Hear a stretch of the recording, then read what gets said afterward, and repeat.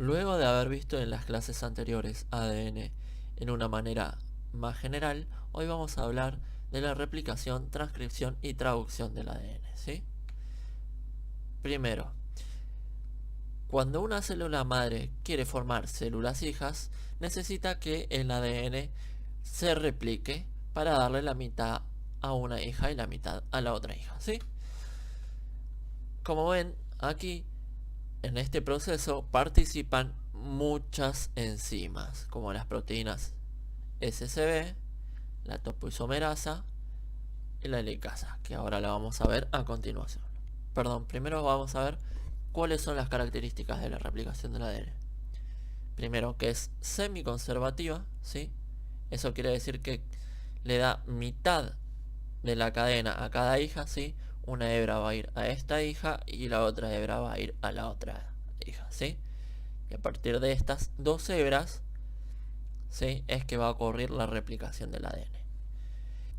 También se dice que es bidireccional, lo que quiere decir que se separa la doble cadena y la replicación ocurre en ambas direcciones, en dirección 3', 5' y en dirección 5', 3', ¿sí?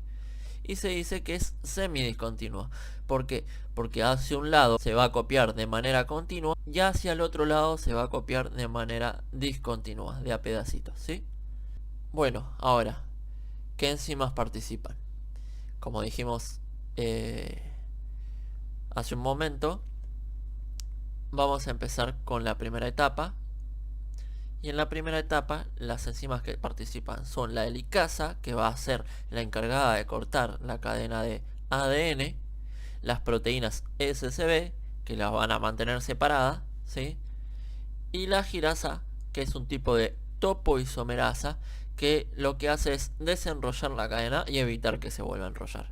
Ahora vamos a ver a continuación un dibujito. Esta sería la topoisomerasa, ¿sí?, desenrollando la cadena con ayuda de la helicasa, que va a cortar la cadena aquí, y las topoisomerasas, que serían estas bolitas de color negro, que van a evitar que se vuelva a enrollar la cadena, ¿sí?, y la van a mantener separada. Luego, en la segunda etapa, vamos a comenzar con la hebra continua primero y después vamos a hablar de la hebra rezagada o retrasada, ¿sí? ¿Qué pasa aquí? Una vez separadas las cadenas, el ADN polimerasa puede comenzar a construir una nueva cadena. La hebra molde se copiará de modo continuo en dirección 5' a 3'. Sin embargo, la ADN polimerasa no puede iniciar una nueva cadena, solo puede prolongar una que ya exista, una preexistente, ¿sí? Por lo que el ARN primasa va a venir y va a colocar un cebador, y ahora la ADN polimerasa puede comenzar a crear la cadena molde. Luego, otro tipo de ADN polimerasa reemplazará el ARN del cebador que puso el ARN primasa por ADN, y finalmente la ligasa suelda la cadena. Ahora vamos con la hebra rezagada, ¿sí? Esta se va a sintetizar en dirección 3' a 5', de modo discontinuo, como dijimos anteriormente. Primero, el ARN primasa va a añadir el cebador, y así entonces la ADN polimerasa va a poder comenzar a sintetizar la nueva cadena de ADN. Antes de que pueda continuar replicándose la hélice, debe seguir desenrollándose para que la ARN primasa vuelva a poner el cebador una y otra vez, así pueda continuar copiándose esta cadena. Los tramos discontinuos, ¿sí?, se van a llamar fragmentos de Okazaki. Luego, al igual que en la hebra molde, otro tipo de ADN polimerasa cambia el ARN del cebador por ADN, y la ligasa va a sellar la unión de los fragmentos de ADN. Y así finaliza la replicación. Y bueno, aquí les dejo un video resumido de lo que es la replicación. Cada cadena tiene un extremo 5' y uno 3'.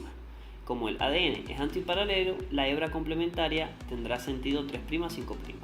Esto nos ayuda a entender cómo es capaz de replicarse el ADN. El primer paso en la replicación del ADN es separar las dos hélices.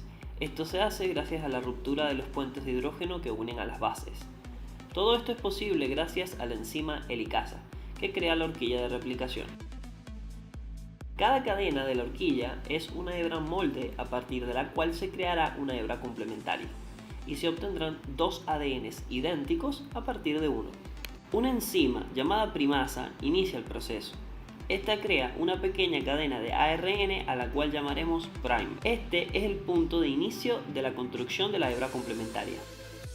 Una enzima llamada ADN polimerasa 3 se une al primer y comienza a incorporar desoxirribonucleótidos que crearán la nueva cadena. Esta enzima solo puede incorporar desoxirribonucleótidos en sentido 5', 3', lo cual es bueno para la hebra continua, porque solo se necesita un primer.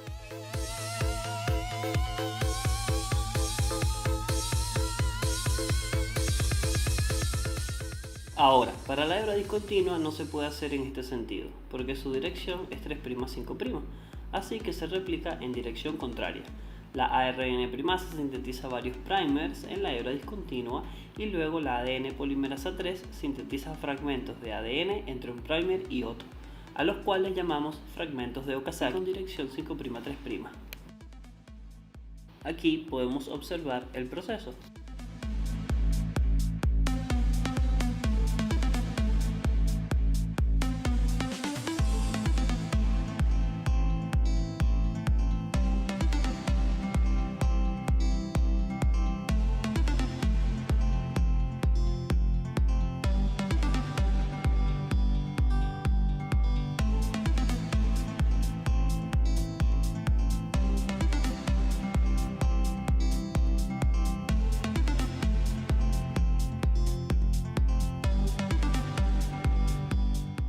Luego, la exonucleasa elimina todos los primers de ARN y la ADN polimerasa 1 ahora rellena los espacios en donde había primers de ARN.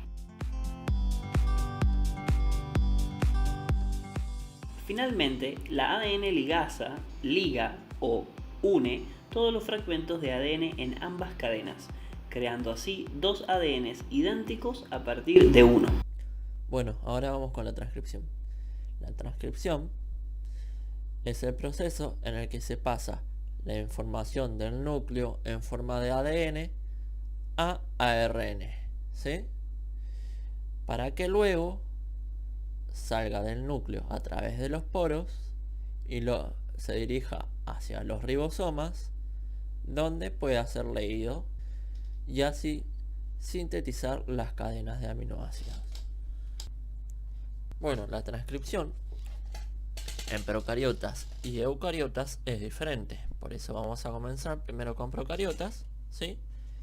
En las cuales comienza cuando el ARN polimerasa reconoce una secuencia rica en tininas y adeninas, que comúnmente se le llama caja tata, ¿sí? Se le llama, o se la conoce como caja tata. Esa caja tata es reconocida por el ARN polimerasa, pero aunque la reconozca, no tiene mucha fuerza para unirse a ella, ¿sí? Esa fuerza es gracias a que se une un cofactor sigma, quien al unirse a la caja tata le permite a la ARN polimerasa unirse a ella. Además necesito, ¿sí?, que se abra la doble hélice para que puedan entrar las enzimas que se necesitan para que se copie la cadena, ¿sí? Segundo, la ARN polimerasa lee la cadena y la lee en dirección 3', 5', debido a que esta sintetiza en dirección 5' a 3'. Tercer paso. La ARN polimerasa llega a una zona rica en citocinas y guaninas, donde se forma un bucle, ¿sí? Y ese bucle hace que se corte la cadena. Eso serían procariotas. Ahora vamos a eucariotas. Bueno, en eucariotas otra vez aparece la caja Tata, la cual es reconocida por el ARN polimerasa y se une, pero en este caso no necesitamos cofactor sigma, ¿sí? Aquí también se va a abrir la doble hélice para que puedan entrar las enzimas necesarias para que pueda copiarse. Luego el ARN polimerasa sigue leyendo en dirección 3' a 5' y sintetizando en dirección 5' a 3'. Luego a este ARN se le añade una 7-metilguanosina, que tiene como si fuera una función de capuchón, ¿sí?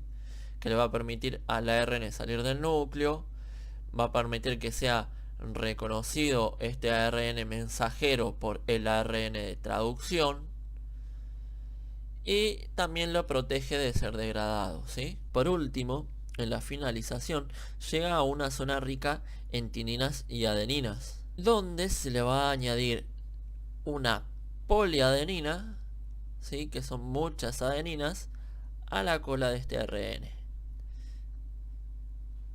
También para impedir que sea degradado, ¿sí? Cuando salga del núcleo. Y ahí es cuando el ARN mensajero ya está preparado para salir del núcleo por los poros de este. Perdón. Antes de que este salga, hay un proceso más en lo que se refiere a eucariotas, que es el de maduración, donde se le quitan los intrones y se le dejan los exones. ¿Por qué? Porque yo lo que quiero hacer es formar proteínas. Y los exones son los que me van a codificar para proteínas y los intrones codifican para otras estructuras celulares, ¿sí? Como por ejemplo túbulos, microtúbulos, lo que sea, ¿sí? Y bueno, ahora sí, el ARNM, que es ARNM de mensajero, sale del núcleo a través de los poros de este. Una vez que salga por los poros del núcleo, va a comenzar el proceso de traducción. Primero va a haber un reconocimiento de la 7-metilguanosina, que es esta especie de capuchón que dijimos, que va a tener el ARN mensajero, ¿sí? Por parte del ARN de traducción, que va a estar acompañado de un aminoácido. Va a haber una unión de una unidad pequeña al ARN mensajero, ¿sí? que es la unidad pequeña del ribosoma. Y luego va a haber una unión de una unidad grande, ¿sí? Que es la unidad grande del ribosoma, a ambos, la unidad pequeña y el ARN mensajero. ¿Qué pasa aquí? El ribosoma lee de a tripletes. ¿Qué quiere decir esto? De a 3 bases, ¿sí?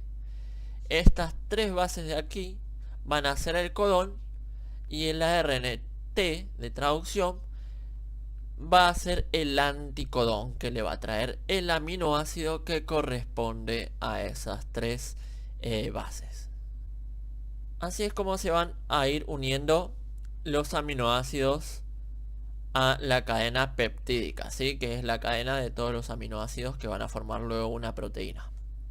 Una vez que se unan todos los aminoácidos, esta cadena se va a aerolizar y así se va a separar del ribosoma. Y eso es la traducción. Como vemos aquí en esta imagen, la transcripción ocurre dentro del núcleo de la célula y la traducción ocurre fuera del núcleo de la célula, en el citoplasma, específicamente en los ribosomas.